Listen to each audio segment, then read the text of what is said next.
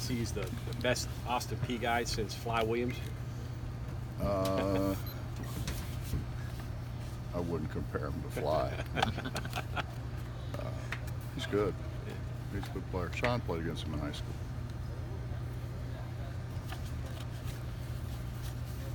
So, Coach, what does your team learn from the last game, and do you think that they take that to heart? Yeah, I mean they were hurt. I think they've been really good in practice. You know, they want to be good. They want to represent this university in the form and fashion that it ought to be represented. You take the glass half full look at that. I mean, the way you played and to still be in that game at the end, that says something about them fighting through what they, Yeah, I mean but they've been that way, you know. I mean, we've been in some hard games. We were in some hard games in Cancun, and they've fought through things. You can't go 5 for 12 from the foul line, and a lot of them front ends of one-on-ones, and we had to miss 10, 12 just point blank one-footers, and it was just, you know, you miss shots sometimes, and that's understandable, but I don't know about missing that many of those. I mean,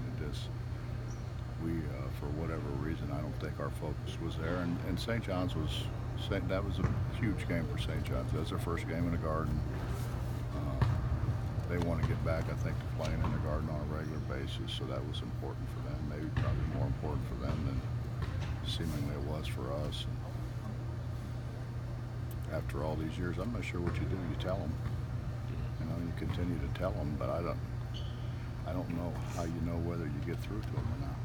When you study the tape of those 22 turnovers, how many of them were St. John's? How many of them were on your guys for being careless, I guess? Probably half and half. St. John's played hard. I mean, they really did play hard, and they ran some balls down from behind, but there wasn't anybody on us when we dribbled off our foot 3 or 4 times. What does it say to you that at this stage of the season is still only 4 or 5 undefeated teams in college basketball right now?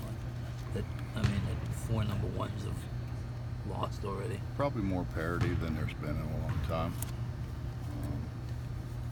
Because that's with a question mark. Yeah, I know.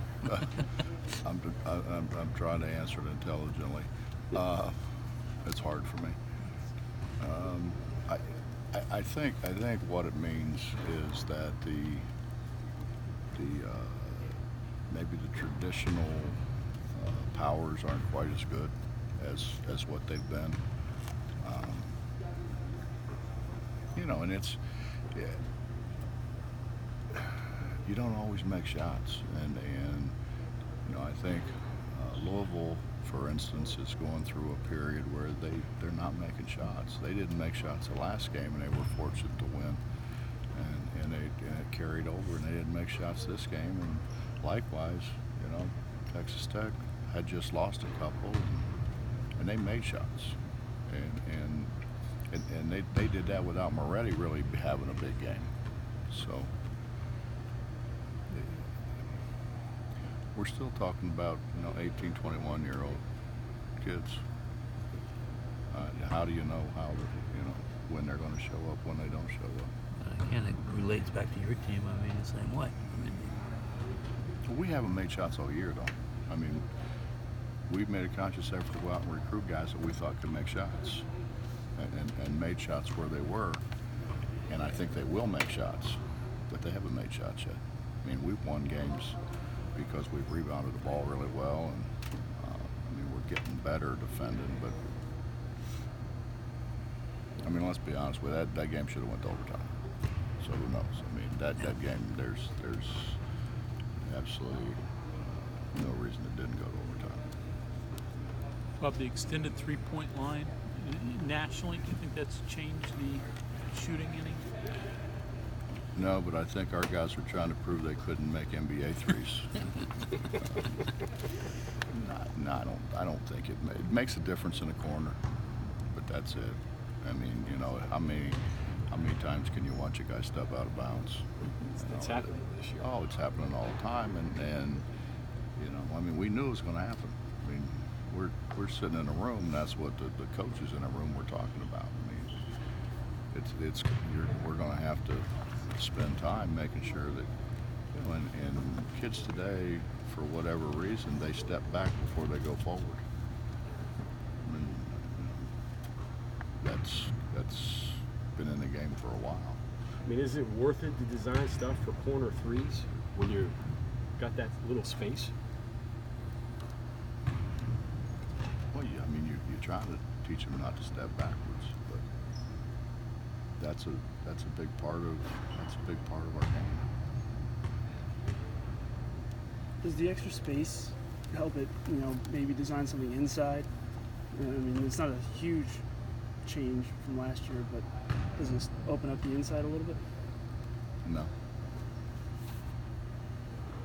I mean, that was the theory, but you guard guys that can shoot, and the guys that can't shoot, you really don't guard anyways. It's not like Derek doesn't have people sitting in his lap all the time. So, I mean, I think that's a total fallacy. I think we're trying to do seemingly, and this is just my opinion, but we seemingly are trying to eliminate post play altogether. We're trying to eliminate the physicality in the game. Coach, I guess the other day on TV, the guys were saying that Jordan was playing on a sore ankle. He sprained his ankle the day before, or 2 days before. How bad, was it? And, like, what's he been going through this year? Well, that's the first thing he's gone through from an injury standpoint. But I mean, he does whatever it takes. I mean, he was in the weight room nonstop, or no, not the weight room, the training room nonstop. And it's sore, but once you start playing, you don't think that much about it.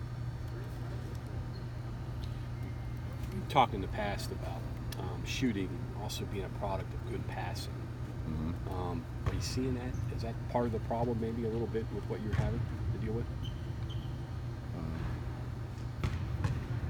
Well, yeah, I mean, it's tough to shoot a ball you field off your knees.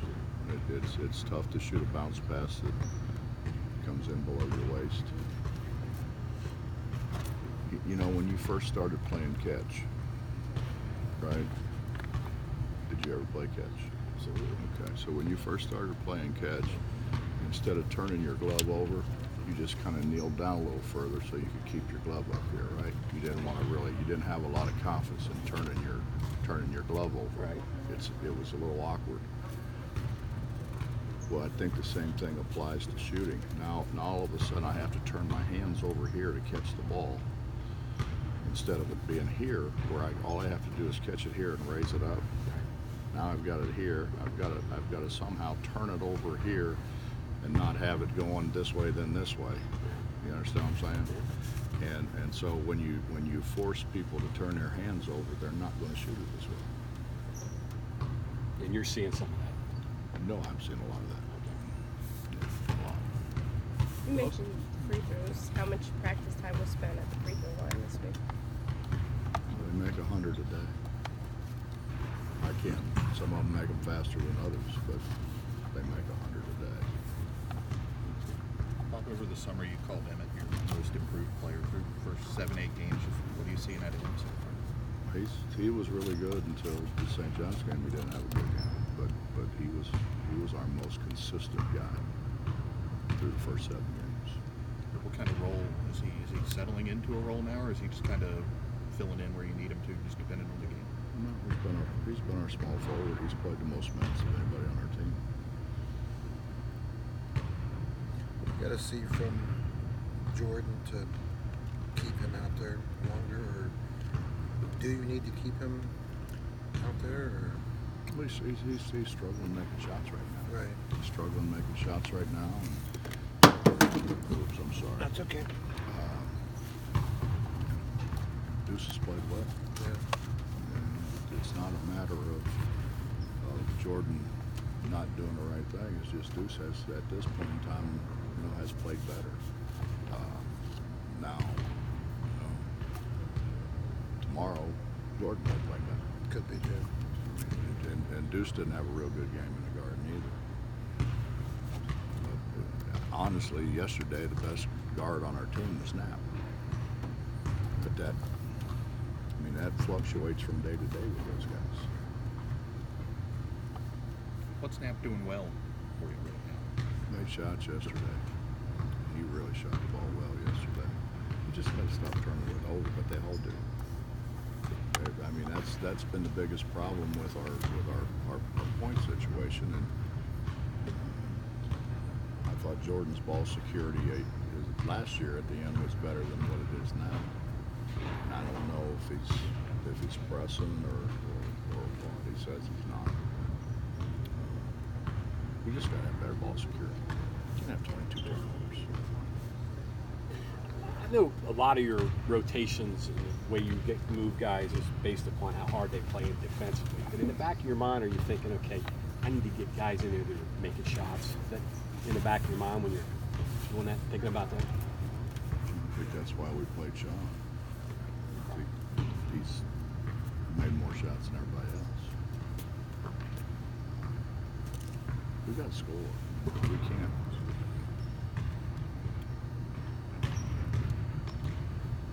Oscar struggled, and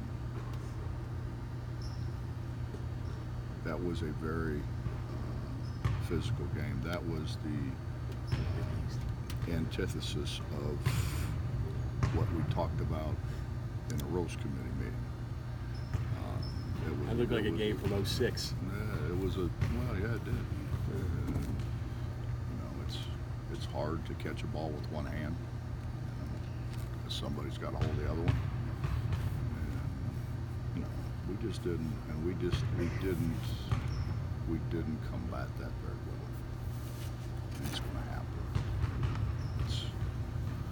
It's like missing shots. It's going to happen. And you have to figure out how you still win when you miss shots.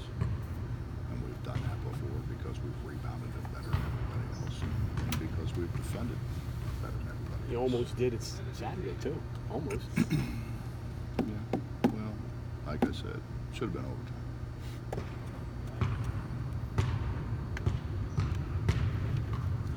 Bob, good signs from McNeil, of course, but you see a little bit of Taz in that second half where he looked more like himself. Taz played, yeah. He played a little better in the second half. He played a lot better yesterday. So I think he's been banged up. I think that probably has something to do with it. But if we could ever get Sean shooting it the way Sean's capable of shooting it, Taz shooting it, Chase shooting it, then we really got something, and then that opens things up a lot more for Oscar and Derek as well. These guys tomorrow, what are the problems that they're going to present? What are you looking for there? Well, Fig's a good coach. He's spent a lot of time with Frank, and they play defensively the way Frank's teams play, but they've got good players. They've got a freshman guard who's very good, creates off the bounce. He can catch and shoot. He can bounce it, and they're good inside. They're good. They're deep inside. They're not as big as we are, but they're 6'7". It seems almost like the step from junior college to here is almost as big as from high school to here. Seems like it takes some guys sometimes a year to really get their feet on the ground. Is that fair to say? Yeah, you see that a lot with junior college guys. And even the great ones that I had, like a Reuben Patterson, who played 10, 12 years in the league. Reuben didn't really hit stride till his second year.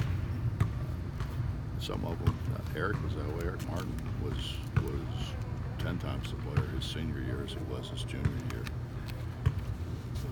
Why do you suppose that is?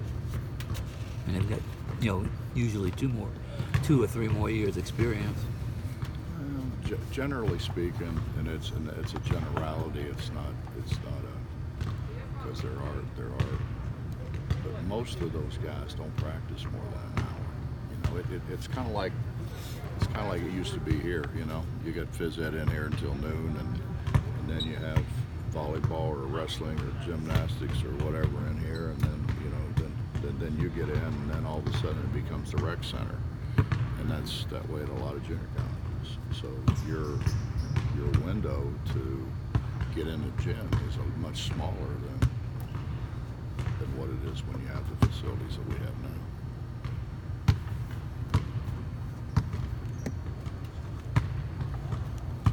Appreciate it. Thanks, Coach. Yes, sir.